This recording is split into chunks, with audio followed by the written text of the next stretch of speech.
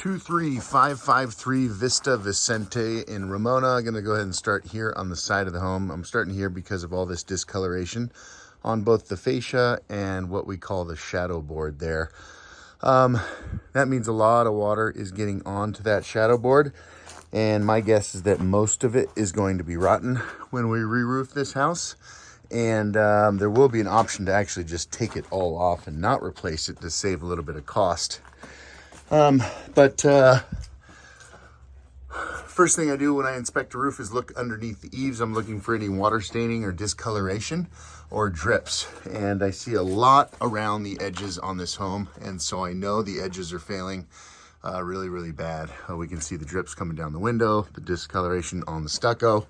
And so there are, this whole section across here is leaking, which means I am going to mentally prepare for a lot of wood repair. We don't know exactly how much until we rip the roof off, but based on what I'm seeing here, it's going to get pretty bad, unfortunately. So the more I work my way around the roof, the more water staining, drips, discoloration that I see on the fascia. Oh, let me explain here.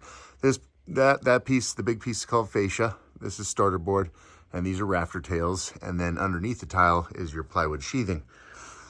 And then over here, you got a shadow board. So all those are components that we will find rotten pieces and need to replace. And then this is called blocking between the rafter tails. We got good intake ventilation.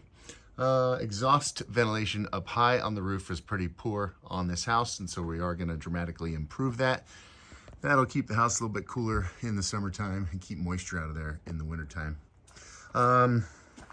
Again, discoloration on the stucco all along this side of the house. So tough to say why it's failing so bad, but most likely just because it is beyond its usable life. And that paper, the waterproofing felt that they use underneath this tile, unfortunately doesn't last forever. We've got the option to reuse. Electrical panel is perfect for solar. We've got the option to reuse the existing tile or go to new tile. Now, all right, that's a big part of why the shadow board is failing so bad, is because the paper, there's only one layer of paper and it stops short. And so we're gonna have, the edge is gonna be rotten all the way around. These tiles are hard to find. When we reuse the existing tile, we call it a lift and reset. Pick it all up, replace all the rotten wood, replace all the waterproofing and the flashing, put down the same tile. It's an expensive project, and looks like the same roof goes back on.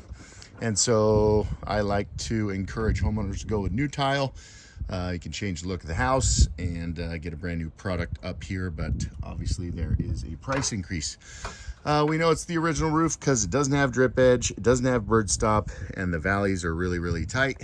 These are install methods that were used 30 plus years ago that are no longer in use.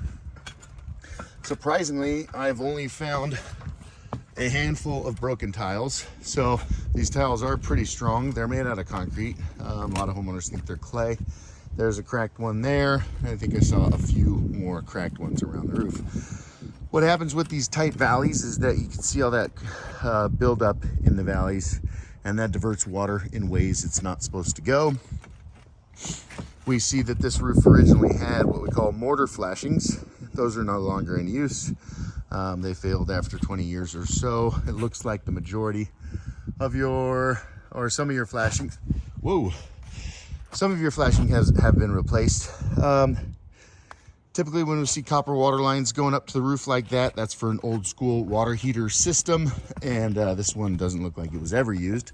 So what we do is we just cut those below the roof deck and replace those tiles so that